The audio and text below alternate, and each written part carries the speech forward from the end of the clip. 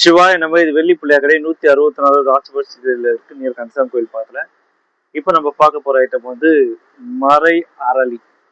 இந்த மறை அலரி இந்த மாதிரி இருக்காது, இது சும்மா சாம்பிள் காட்டக்கூடிய பேரு.